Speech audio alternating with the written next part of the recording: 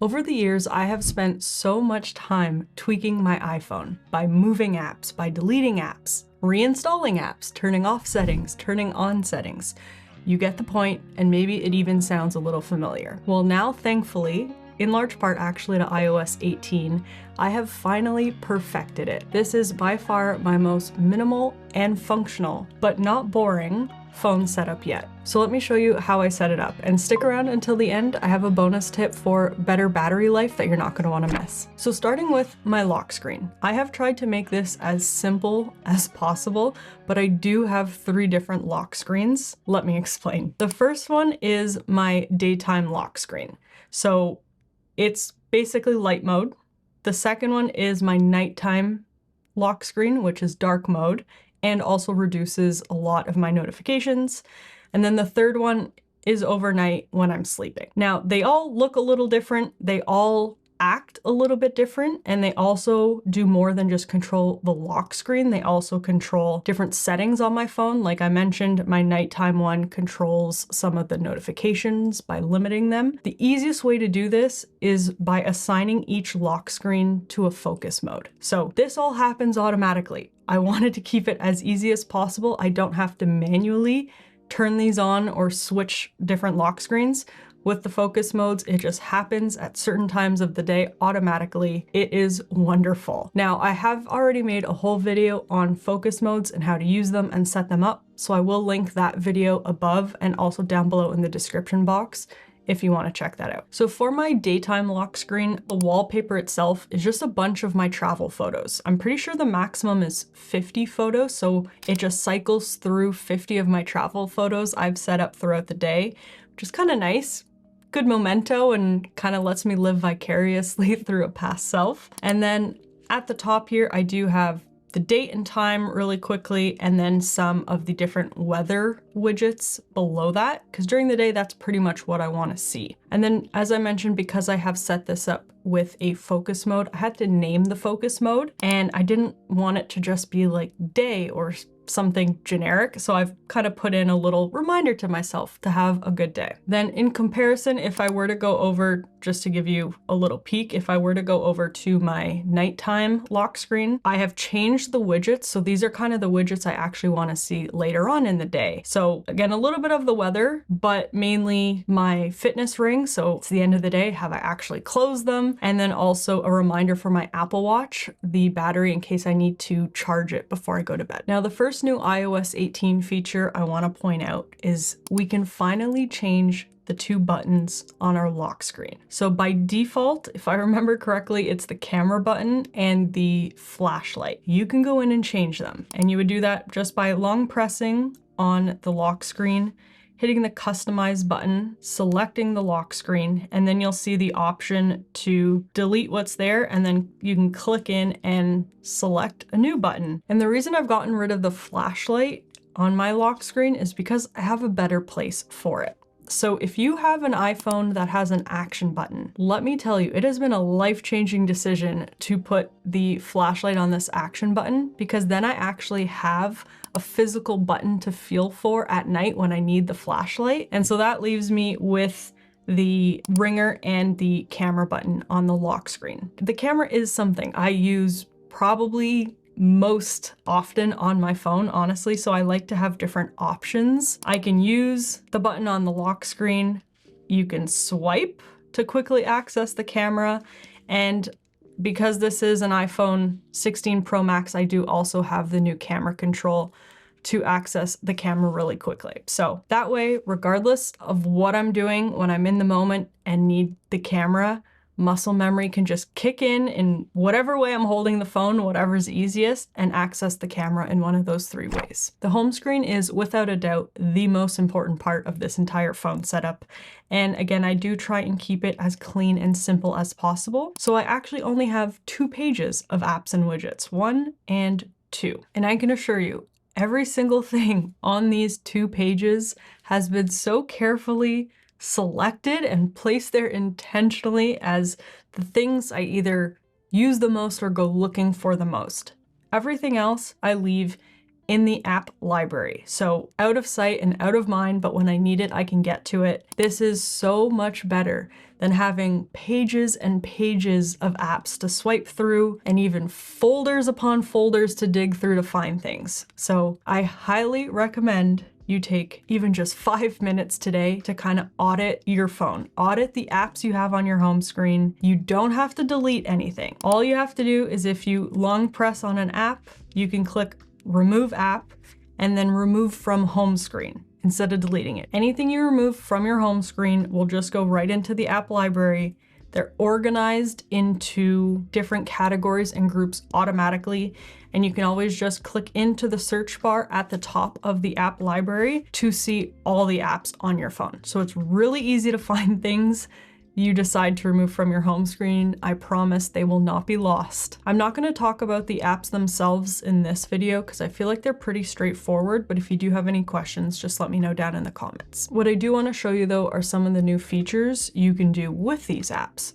So for the first time, we can now place apps anywhere we want on the page. They're not automatically pulled up into a grid format. So this is great if you do have a wallpaper that you want to maybe keep visible. You can place the apps around the wallpaper. There's also now an option to lock and hide apps, which I actually find very useful. So all you have to do is long press on an app and hit require Face ID.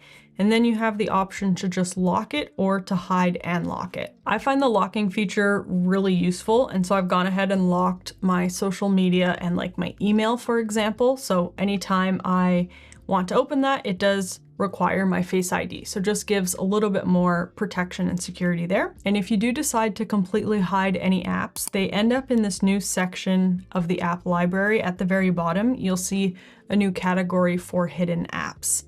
And you can't see anything because they're hidden. So you do really have to click on it and use Face ID to open it up to reveal the apps. I've put LinkedIn in here just as an example, but I do think this is a great feature for maybe any apps that you find a little bit too distracting, that you just really want out of sight, out of mind. So for example, social media apps you can put in here, and that way you've added a few more steps, a little bit more friction to get to them. There's now a way to customize the color and size of apps, and that's another great new iOS 18 feature. And you can do this by hold pressing and then edit in the top left, customize, and the default is the small apps with the text underneath. That's what it's always been, but now you can hit the large option to remove the text and make the apps a little bit bigger. This personally is what I like. I find it looks cleaner without the text, and I know which app is which, so I really don't mind it like this. Then at the bottom, you have some options to change the color of the apps. So right now they're in light mode,